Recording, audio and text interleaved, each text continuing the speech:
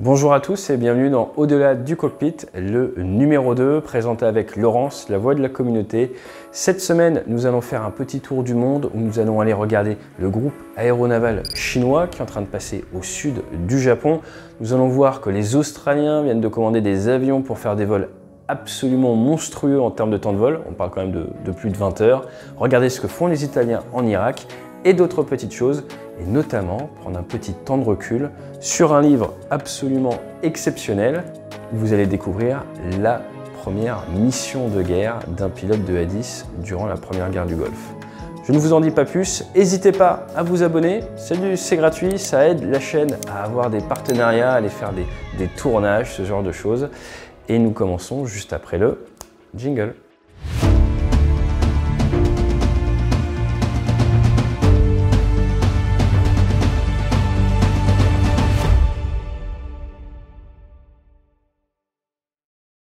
Et nous sommes donc avec Laurence, la voix de la communauté. Et quelle est la question de communauté aujourd'hui? Oui, c'est une question de passionnés qui se demandent pour un premier baptême de l'air, qu'est-ce qui est le plus intéressant, l'ULM, l'avion ou le planeur? Ça, c'est une très bonne question. Déjà, bravo si vous voulez faire votre baptême de l'air, c'est top. Et ce que j'aime beaucoup, c'est qu'il n'y a pas l'avion de ligne. Donc si vous voulez vraiment sentir l'air, prenez pas l'avion de ligne, sauf peut-être Ryanair, vous sentez bien la décélération. Mais c'est un autre sujet, pas de placement de produit. Je pense que ça dépend de votre objectif. Si votre objectif, c'est par exemple, là, nous ici, on est sur le bassin d'Arcachon, c'est de survoler le bassin d'Arcachon, de découvrir tout seul, l'ULM, c'est parfait. Il y a des super ULM d'autres performances à côté. D'ailleurs, on va aller faire un tournage avec EasyFly. Mais il y a d'excellents ULM pour découvrir, c'est très fin, on sent bien l'air. Si l'objectif c'est de partir en tribu, on veut partir tous les deux, faire un baptême ou autre, partager. T'as pas envie de venir? Non, t'as raison. Mais non, vous voulez faire un tour avec votre compagne, avec votre maman, votre papa, avec vos enfants.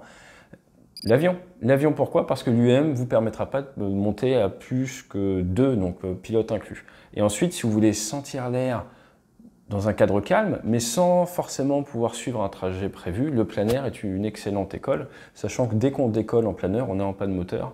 Donc forcément, ça demande beaucoup de finesse, mais c'est beaucoup plus calme.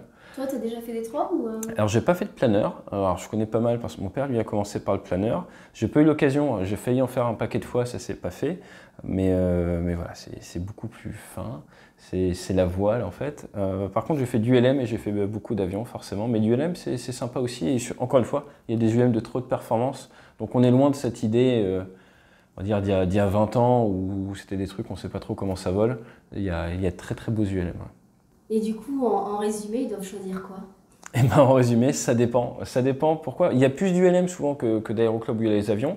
Donc j'ai envie de dire, ça dépend de là où vous êtes et ça dépend de l'objectif. Premier critère de décision, est-ce que je veux y aller tout seul ou avec quelqu'un? Si je veux y aller avec quelqu'un, ça va pas être du planeur, ça va pas être de l'ULM, ça va forcément être de l'avion. Donc rapprochez-vous d'un aéroclub à côté de votre lieu de vacances ou là où vous habitez. Si c'est tout seul, eh ben, vous vous dites j'ai envie de, par exemple, de survoler le bassin d'Arcachon, d'aller voir tel endroit, bah, ULM ou avion, mais l'ULM, encore une fois, je pense que ça peut être très sympa, mais j'ai rien contre les avions.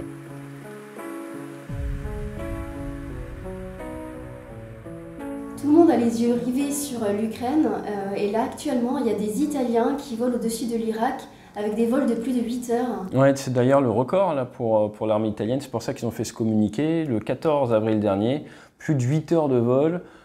Sur l'Eurofighter Typhoon, donc c'est un avion d'Airbus qui est en fait une sorte de Rafale en moins bien. Il y en a en Espagne, il y en a en Allemagne, il y en a en Angleterre, il y en a du coup Pourquoi moins bien d'ailleurs? Parce que c'est pas français. Non, c'est moins bien parce que, enfin, c'est ma vision d'un point de vue fusion des capteurs, ça a été un petit peu moins bien pensé. Donc quand on est dans le poste de pilote, c'est un petit peu moins user-friendly et c'est un peu plus à la teutonne, si on peut dire. Néanmoins, c'est plus puissant. Ouais, parce que les Français, on n'est pas les rois des gigantesques réacteurs. Donc il y a des plus, il y a des moins, mais de manière générale, quand en Rafale, on engageait des Typhoons, on arrivait à les faire descendre plutôt vers la basse altitude où on arrivait à se débarrasser d'eux. Donc ça en moins bien. Mais là, ils font pas du combat aérien, ils font des missions d'ISR. C'est quoi les missions ISR? Alors l'ISR, c'est tout ce qui est intelligence, tout ce qui est surveillance, tout ce qui est reconnaissance. D'ailleurs, ces 6 derniers mois, ils ont annoncé avoir fait plus de 1000 heures de vol et 3500 objectifs ou points d'intérêt. Donc la mission d'ISR, c'est vous allez survoler des territoires et mettre des optiques sur des zones particulières et après derrière les officiers renseignements les analyses d'images, tout ça, vont regarder et vont essayer de faire évoluer la situation. Donc c'est en gros faire une sorte un travail qui ressemble un petit peu à celui des satellites, mais de manière plus précise. Et 8 heures en vol, c'est beaucoup, non? Ouais, 8 heures en vol, ça commence, c'est comme quand on est passager, on part, je sais pas, aux Antilles ou autre. Ça fait long, surtout que c'est des cockpits monoplace, là c'était du monoplace également, donc il n'y a nulle part où se lever, ou aller marcher ou autre, donc d'un point de vue physiologique, c'est pas forcément très agréable. Du coup, ils font comment concrètement? Concrètement, toutes les méthodes sont bonnes, il n'y a rien vraiment de standardisé. Il y en a certains qui veulent avec des bas de contention, des bas de compression. Ça c'est un peu en marge parce qu'il faut normalement qu'on ait que du matériel certifié, inifugé dans l'avion. Mais on va essayer de faire du sport, s'hydrater, même si c'est pas toujours facile de prendre de l'eau dedans. Et après, pour les besoins naturels, on a tous nos petits secrets. Tu as déjà fait, toi, des vols de cette durée? Alors, dans la chasse, sur Rafale Marine, notamment sur le 36, je crois que le plus long que j'ai fait, c'était 6h36 de vol. Donc, dans l'armée, le vol, c'est compté du lâcher des freins au décollage au toucher des roues. Là où dans l'aviation civile, généralement, on fait du bloc-bloc. On parle donc à partir du moment où l'avion se déplace par ses propres moyens en vue de décoller jusqu'au moment où il s'arrête au parking. C'est d'ailleurs comme ça qu'on est rémunéré en tant que pilote de ligne. Donc c'est pas, voilà. Quand on roule 40 minutes, c'est important. Et donc ça c'est un petit point. Si vous faites de l'aéroclub, des fois c'est le moment où vous avez mis la batterie. Donc c'est pareil qu'on est facturé.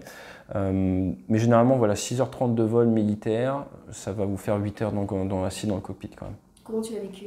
Oh bien, hein, c'est pareil pour tout le monde, donc tu t'habitues et après il y a une adaptation physiologique également, mais tu essayes de prendre de l'eau, mais dans le Rafale il n'y a pas assez de place, donc moi j'avais juste une bouteille d'1 litre d'eau, des barres protéinées, des choses comme ça, et de toute façon tu gères ta charge de travail, et à l'époque où j'y allais, c'était pas trop pour de l'ISR, donc on s'occupait pas mal quand même.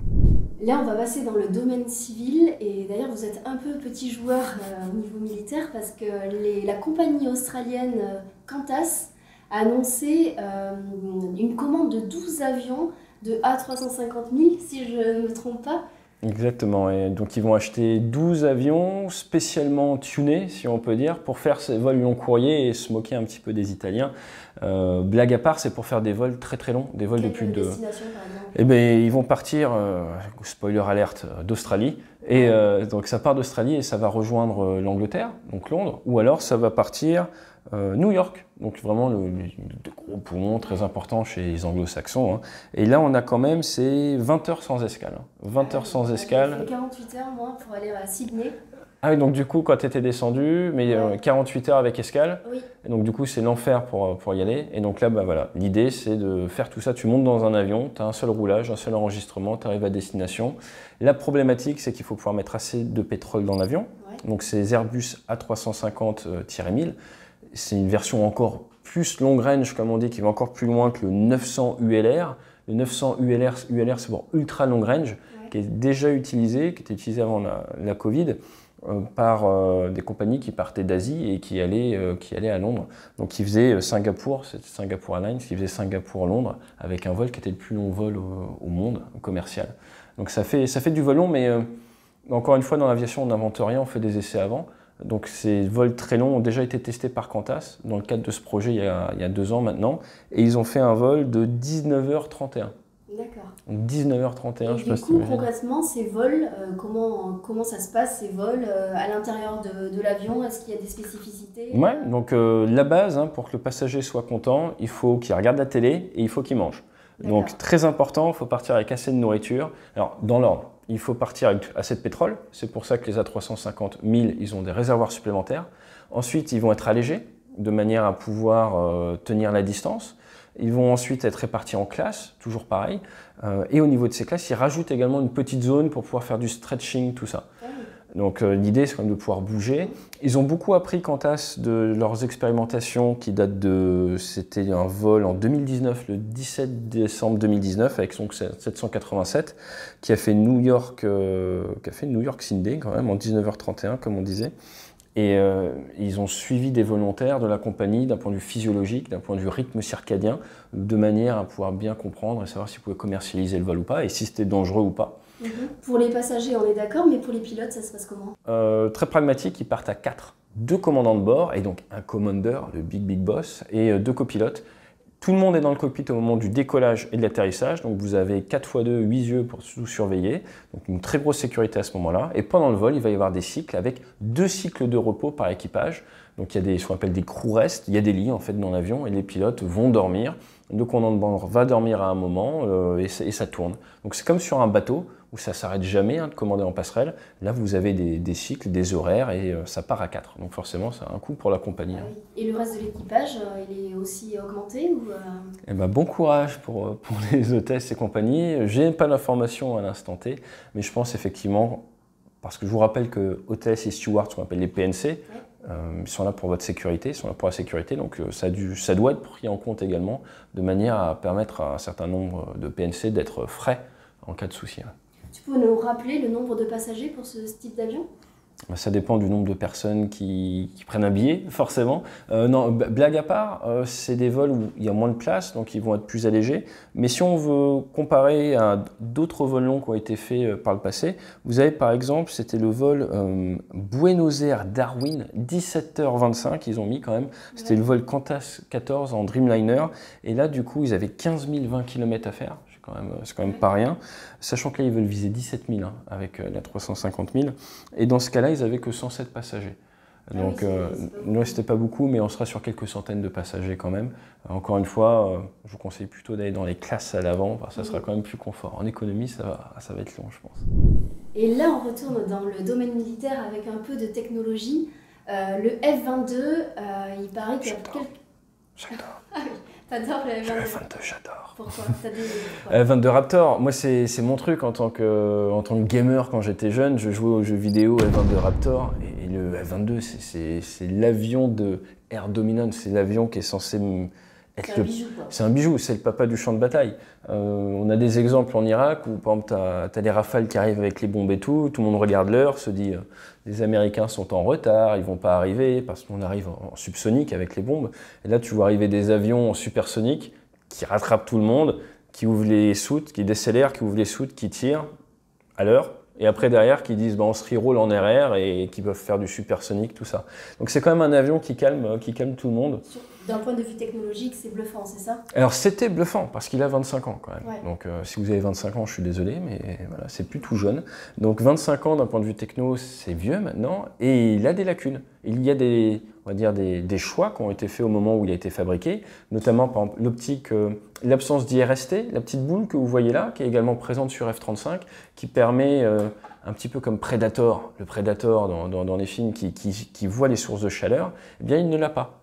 Et c'est pour ça que des fonds ont été débloqués de manière à mettre à jour le F-22, à l'amener, si on peut dire, dans les années 2020-2030 de manière plus optimiste. Et ils nous ont publié cette image-là quand ils ont sorti le budget de la défense américaine. C'est un sacré budget, non?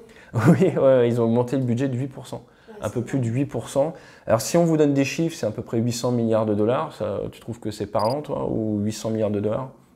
Comme ça paraît énorme, mais... C'est ça. En France, on a à peu près 40 milliards. Mais ce qui est intéressant, c'est de ramener les choses au coût par habitant. Exactement. Donc en France, on a à peu près 67 millions d'habitants. Les États-Unis, ils ont à peu près 330 millions d'habitants, comme l'Airbus, 330. Ils ont un investissement par habitant. Donc ils ont 5 fois plus de population, 20 fois plus de budget. Donc ils ont un investissement par habitant 4 fois plus fort dans la défense. C'est juste absolument monstrueux. Et c'est ce qui leur permet voilà, d'investir énormément dans la recherche et dans le développement. Le futur avion de chasse qu'ils appellent le NGAD, c'est Next Generation Air Dominance Fighter. Là, ils ont rebudgétisé 13,5 milliards de dollars sur quelques années dessus, plus 3 milliards de dollars rien que sur le réacteur. Donc ils investissent beaucoup. Et sur cette image-là, qui a été publiée récemment, ça nous donne quelques informations. Déjà, le missile RR, inconnu au bataillon, on n'avait jamais vu d'image avant. Donc certains pensent que c'est le fameux AIM 260 qui serait le nouveau missile qui remplacerait l'AIM 120 Abrams, qui pourrait être un peu concurrent avec le Météor européen. Parce qu'à l'heure actuelle, c'est MBDA et le Météor qui ont en gros le meilleur missile au monde. Les Chinois ont du PL-15, on en reparlera une autre fois, mais qui est très bon, donc ça serait un peu la réponse. Mais ce qui est intéressant, c'est de regarder que là, il a des bidons spéciaux. C'est la première fois que je vois des bidons comme ça, donc c'est ce qu'ils appellent le LDTP. Alors on adore les acronymes dans l'armée. Ça veut dire quoi? Low Drag Tank and Pylon. Donc c'est un tank, un réservoir pendulaire et des pylons qui sont à faible résistance. aérodynamique qui lui permet sûrement d'aller en supersonique avec ses bidons assez facilement et également de réduire sa surface équivalente radar pour être pas trop détecté. Et également, en cas de souci, il peut les larguer et redevenir super furtif. Donc déjà, on voit ça. Et ensuite, derrière, on voit là, il y a 2 pods. Donc le pod à droite, il a déjà été observé par des spotters, des gens au sol. Sur un pod de guerre électronique. Parce que quand un avion de 25 ans, pour le mettre à jour, voilà, des fois, il vaut mieux rajouter un pod. Et l'autre à côté, là, que tu vois, lui, il a une espèce de vitre, comme le Rafale. Et donc, comme l'OSF, et on pense que du coup, ils se disent plutôt que de tout changer le système, on rajoute un pod avec cette IRST qui devrait leur permettre eh bien, de mieux détecter les avions furtifs, par exemple les avions furtifs chinois, grâce à leur source de chaleur, les réacteurs. Ce n'est pas des planeurs, hein, et même si on n'arrive pas à les voir au radar, on pourra les voir comme ça à la chaleur. Donc, ça travaille.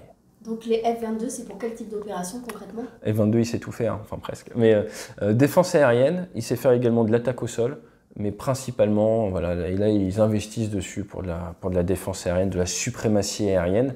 Et il l'utilise également pour, comme on disait, le NGAD pour tester de nouvelles technologies. On a vu notamment ces photos là, où tout ressemble un peu à une sorte de miroir. Eh bien, ça serait un nouveau type de revêtement, un peu miroir, qui permettrait un nouveau type de furtivité. Encore une fois, on ne peut plus rien cacher de nos jours, il y a des photographes partout, et c'est pas très discret quand même. Et les F-22, ils sont propres aux Américains ou ils sont parfois vendus ou À ma connaissance, c'est un des rares avions américains qui n'a pas été proposé à l'export. Ils se sont dit, on a tellement un petit bijou qu'on va le garder pour nous. Exactement. Ouais. Donc, et ça a été toute une histoire également pour l'arrivée d'officiers d'échange dessus. Souvent, il y a des échanges et il n'y a aucun Français a eu le droit de faire du F-22. Il y a eu des Français sur A10, par exemple, sur F-16, sur F-15. Sur F-22, non. Néanmoins, il y a eu de l'anglais. Il y a eu des Anglais qui ont eu le droit de faire du F-22.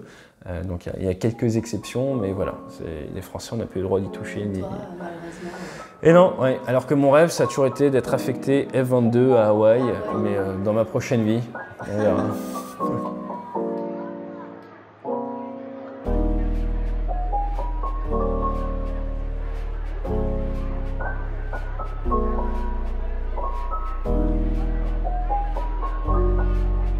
Donc on va quitter Hawaï et on va revenir en France. La marine achèterait des drones français. Pourquoi? Effectivement, il y a une annonce parce que c'est une société cotée en bourse, Volt, qui est un des champions français. Hein, ils font une 50aine d'employés, 9 millions de chiffre d'affaires. Ils viennent d'annoncer qu'ils prennent du Hercule 20. Tu peux nous décrire du coup? Ouais, c'est un gros truc, hein, le Hercule 20. Ça a à peu près une capacité à accélérer à 90 km/h. Ouais. L'autonomie est pas mal. Ils vendent ça pour 40 minutes d'autonomie sans charge. Si on rajoute la charge, et ça peut emporter une charge de 15 kg quand même, eh bien là par contre l'autonomie descend à peu près 15 minutes. Donc ça a une capacité en fait à prendre du fret et à le déplacer. À l'heure actuelle, on ne sait pas trop ce que la marine compte en faire, puisque la seule info qu'on ait eue, c'est voilà, ça venait de Vol qui dit on en a vendu 2 à la marine française. Je pense qu'ils vont faire des tests, mais c'est dur de supputer parce que la marine fait beaucoup de choses. Du coup, les clients, donc là, ils ont comme client la marine, ils ont d'autres clients. Quels sont leurs clients principaux normalement? Généralement, avec ces drones, ils font du travail aérien, donc tu vas pouvoir surveiller des lignes à haute tension, tu vas pouvoir aller sur des chantiers, monter des choses à certains endroits dans des chantiers. Il y a même eu des tests, alors je ne sais pas si Volt en a fait, mais j'ai vu des tests avec des bouées de secours, des choses comme ça, tu peux faire aussi du secours. Moi, je pense que là, pour la marine, ça va soit être du transport de charge, peut-être du sauvetage, mais également la marine a ses commandos. Les commandos marines, peut-être également pour aider les commandos marines, ou alors pour tout simplement aller d'un bateau à l'autre, transporter des choses d'un bateau à l'autre. Le futur nous le dira. On est un peu obligé de parler de l'Ukraine, notamment avec le fantôme de Kiev. Il y a eu tout un buzz autour du fantôme de Kiev. D'ailleurs, tu avais fait une vidéo sur le sujet. Oui. Alors, qu'en est-il de ce fantôme de Kiev? Eh bien, c'est officiel. Suite à un article qui est paru la fin avril, là, qui est un peu parti dans les tours, où il y a eu un article anglais où ils ont dit que le fantôme de Kiev, il avait fini avec 40 victoires aériennes. Enfin, c'était tombé un peu dans le too much. Eh bien, l'armée ukrainienne, qui au début tweetait et annonçait que c'était vrai, a dit « Bon, les gars, c'est bon, on a fait ça pour le moral ». Ce qu'on comprend tout à fait, ce qui est absolument normal, ce qui a toujours été fait, mais là, du coup, c'est tout à l'honneur des Ukrainiens. Et ils ont dit le fantôme de Kiev existe dans le cœur et dans l'esprit de chacun de nos militaires de l'armée de l'air, ce qui est très beau, ce qui était une très belle tournure. Mais du coup, ce fameux mythe avec 2 Sukhoi 35, 2 Sukhoi 25, 1 Sukhoi 27 et un MiG-29 abattu le premier jour, c'était effectivement pas vrai. Donc voilà, ça fait partie du combat. Hein. Tout le Tout le monde communique de son côté, mais on a remarqué quand... Ils l'ont annoncé là, je crois justement que c'est lié à la sortie de cet article qui était... moi, quand je l'ai vu, j'ai failli tomber dans les pommes. J'ai dit, mais comment un journaliste professionnel peut écrire quelque chose comme ça? Donc j'ai envie de dire, cette histoire, au final, elle met plus en avant une certaine dérive de la presse. Au final, je pense que cette histoire du fantôme de Kiev, elle rappelle à tout le monde l'importance de la propagande pour le bien des morales. On avait dit au début, le plus important chez un combattant, c'est son moral. C'est vraiment ça qui fait le combattant, qui fait tout simplement l'être humain. C'est vraiment ça, on le voit dans le sport en permanence. Le point sur lequel je pense qu'il faut prendre du recul, c'est la crédibilité de la presse de nos jours. On est quand même avec certaines revues qui ont pignon sur rue, qui sont très respectées.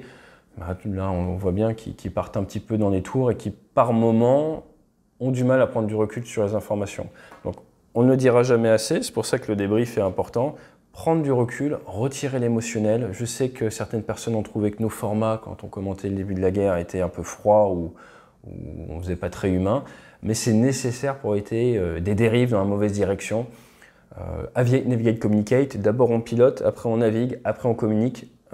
En tant qu'être humain, piloter, c'est son bien-être physique et psychologique, émotionnel. Si vous communiquez alors que vous êtes encore submergé par les émotions, guess what, comme on dit, votre communication va être impactée. Donc je pense qu'in fine, le fantôme de Kiev sera un cas d'école sur l'importance de la prise de recul en école de journalisme, parce qu'on ne va pas tous vous les mettre, mais allez faire un tour sur Internet, vous allez voir, c'est assez tragique. Alors que les cerisiers sont en fleurs au Japon, le groupe aéronaval chinois aurait été aperçu au Japon, justement. Oui, il est aperçu, il est suivi par l'armée japonaise, les self-defense du Japon. Pourquoi? Parce que forcément, les Japonais ont peur des Chinois. Alors, on ne va pas aller dans l'histoire Japon-Chine, mais les Japonais ont des choses quand même, ils n'ont pas toujours été très... Voilà, il y a des choses à dire. Donc ils se surveillent beaucoup mutuellement, et dans le groupe aéronaval a été repéré dans le détroit de Miyako. C'est pas la première fois qu'il y va, mais du coup il est suivi par des avions de patrouille maritime, et il est également suivi par du porte-hélicoptère et de la frégate, tout ça. Du coup, on parle de groupe aéronaval chinois, tu peux nous en dire un peu plus? Alors vous avez un groupe aéronaval, c'est le porte-avions et ses accompagnants. Ça part jamais tout seul à la mer, un porte-avions, que ce soit le porte-avions Charles de Gaulle quand il part en opération, des fois il peut être tout seul à côté de Toulon, mais les Américains c'est pareil. Donc là vous avez le porte-avions, avec ces Sukhoi 33, là, version chinoise, c'est J-15. Vous avez un navire de ravitaillement, et vous avez une frégate, et après vous avez des destroyers, vous avez des gros bateaux, quoi. Donc vous avez un porte-avions, vous avez 6 navires de guerre et un navire ravitailleur avec. Donc ça fait du monde, et tout ça, ça s'éloigne de la Chine. Et les Japonais, pour y faire face, ils font comment? Les Japonais, ils investissent énormément dans leur défense, ils ont acheté du F-35, ils sont sur du porte-aéronef pour pouvoir mettre en œuvre du F-35, et ils développent, ils investissent un maximum, et ils essayent de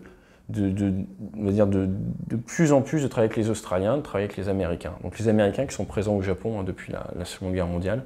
Donc à l'heure actuelle, ils surveillent, ils essayent d'apprendre et de voir ce que font les Chinois et les surveiller. C'est bien de partir loin de la Chine, mais qu'est-ce que ça nous dit sur leur niveau?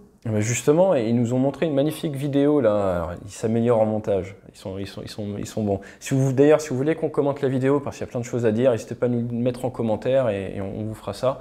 Mais à l'heure actuelle, ce qu'on voit et ce qu'ils marketent, c'est qu'ils ont la capacité à faire des opérations blue water, comme on dit. Le blue water, c'est eau bleue. L'eau bleue, c'est quoi? C'est que vous êtes en haute mer. Vous êtes loin d'un terrain de secours. Vous ne pouvez pas vous dégager. Si votre avion, il essaye de ponter sur le porte-avions et qu'il n'y arrive pas, pour raison X, Y, Z, le porte-avions ne peut pas le recevoir ou autre, il ne peut pas remettre les gaz, partir vers Toulon, partir vers Shanghai et se poser. Il n'a pas l'autonomie.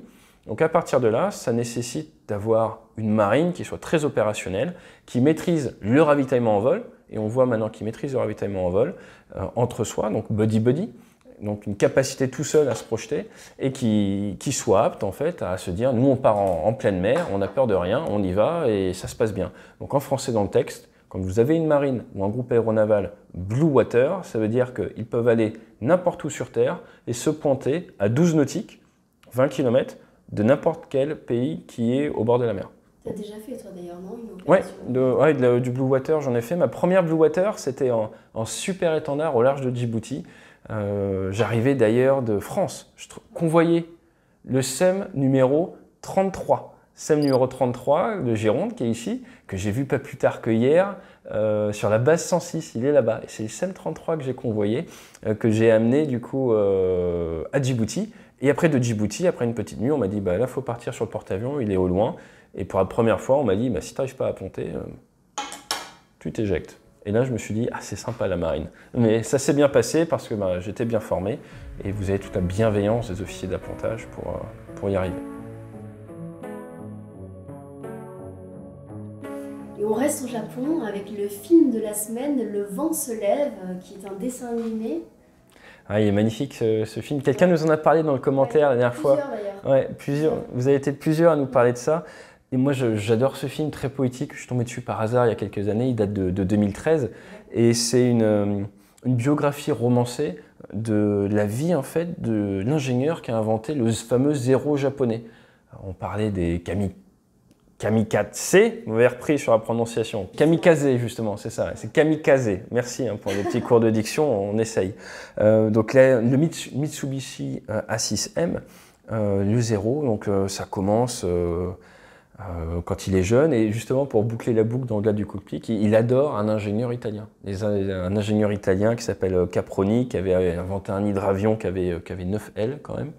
Et c'est absolument magnifique. Vous voyez le séisme au Japon en 1923, puis après l'entrée en guerre, mais c'est un magnifique film. Si vous ne le connaissez pas, voilà, il est à voir, c'est notre coup de cœur, et ça permet aussi de voir le Japon sous un angle différent. Ton coup de cœur de la semaine, cette fois-ci ce n'est pas une BD, mais c'est ce bouquin. C'est un livre, et oui, c'est pas une BD, on est sur plus de 400 pages, une biographie Hogs in the Sand. Hogs, c'est les phacochères, c'est les Hadith Thunderbolts, les tueurs de chars construits autour du canon. In the Sand, pourquoi? Parce que première guerre du Golfe, dans les années 90-91 pour les plus jeunes d'entre vous, et il est absolument génial. Pourquoi? Parce que c'est le baptême du feu pour le pilote, Buck, comme Buck Danny, Windham, et c'est également le baptême du feu pour le A10. Et alors qu'on croit souvent que l'aviation de combat, c'est quelque chose qui est quand même très, très cadré, très réfléchi, voilà, vous partez faire votre première mission de guerre, tout va se passer comme prévu, 90% du succès de la mission, c'est la préparation. Bien, le 17 janvier, pour lui, premier jour de combat, il se lève à 2h30 du matin, il dit qu'il n'a pas beaucoup dormi, il a même les mains qui tremblent un petit peu, ils font le briefing, et là je trouve ce livre génial parce que on voit l'état d'esprit du combattant qui part au combat. Et ça permet aussi de prendre du recul sur ce qu'on voit dans les zones de conflit. Son leader, parce que là il est équipier, il lui dit à la fin du briefing « Let's go kill some shit ». Je ne vais pas vous le traduire, mais ça donne un petit peu, voilà, tout en finesse. La finesse américaine. Mais voilà, donc c'est intéressant. Et après, ce que j'adore, c'est qu'il est censé décoller à 5h Zoulou du matin. Il va à l'avion et là l'avion n'est pas bon au niveau de l'oxygène. La bouteille d'oxygène elle n'est pas remplie. Les mécanos n'ont pas bien rempli la bouteille d'oxygène. Du coup il faut qu'il court 60 mètres pour aller récupérer l'avion spare. Il arrive à l'avion spare, il fait une chaleur à mourir. Et là on lui dit, une fois qu'il s'installe dans l'avion spare, en fait on va prendre l'oxygène de l'avion spare pour le remettre dans ton avion. Qui repart en courant dans l'autre sens. Au final, le temps de mettre en route et tout, ils ont une demi-heure de retard. Good job. Et là, qu'est-ce qui se passe? Quand ils font le check-in, on leur dit, bah non, on n'a pas de tasking pour vous, mission annulée, vous retournez à l'escadron. Donc je sais pas si vous voyez l'ascenseur émotionnel. Le gars, il n'a pas dormi de la nuit. Il y va, c'est plein gaz, on y va, on est à fond, let's go kill some shit. T'arrives, l'avion est pas prêt, tu changes d'avion, tu recours dans l'avion. Le mec, il se sent mal, du coup, en plus, il est équipier. Et au final, eh bien, ils retournent attendre à l'escadron et ils ont décollé à 10h15. Donc, il raconte tout ce qu'il a vécu, mais il raconte aussi tout ce qu'il a ressenti, ça va... Exactement, il raconte tout ce qu'il a ressenti. Là, je vous ai à peine fait le résumé de 2 pages des 400 pages. Donc, il a tenu un carnet pendant qu'il était à la guerre, ce qui est une bonne idée. Tout à fait, non? Exactement, je vous en parlerai un jour. Et il partage tout ça vraiment, j'ai envie de dire, sans filtre, sans autocensure. Ou très peu d'autocensure. Enfin, je pense qu'il y a toujours un petit peu d'autocensure, il faut être franc. Mais c'est un magnifique récit brut et très, très humain. Et en même temps, on peut, là, si vous n'êtes pas trop pro-guerre, et je comprends, moi non plus, il y a un certain côté déshumain, mais ça montre également voilà, dans quel état d'esprit se trouvent les combattants confrontés à leur première mission de guerre et derrière, à quel point l'être humain s'adapte au pire, en fait.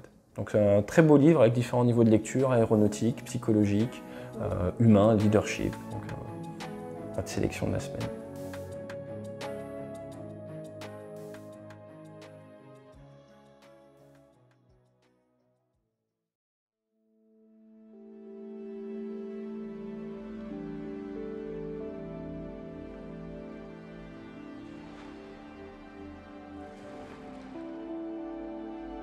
Le docteur Jiro Horikoshi est né le 22 juin 1903 et mort le 11 janvier 1982. En 1934, il intègre Mitsubishi Heavy Industries, l'un des 4 poids lourds japonais qui forment l'ossature de l'industrie aéronautique nippone. Il participe à l'élaboration de plusieurs avions de chasse avant, pendant et après la Seconde Guerre mondiale. Sa première véritable réussite fut le design de l'A5M qui sera surnommé Claude par les Alliés, très largement utilisé au cours de la Seconde Guerre sino-japonaise. Mais Horikoshi ne devient réellement connu qu'à partir de 1940 avec le Chasseur Zéro.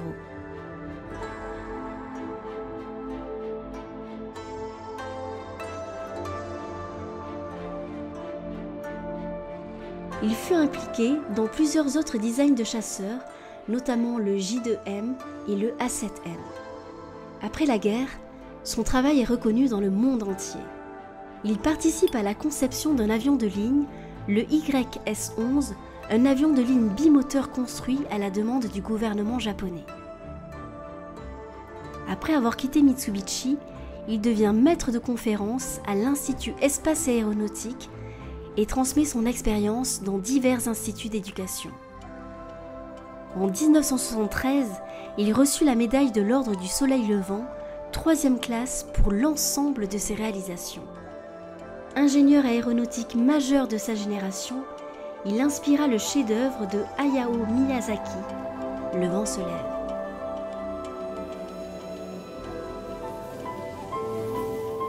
Le vent se lève, il faut tenter de vivre. 風が立つ、生きようと試みなければならない。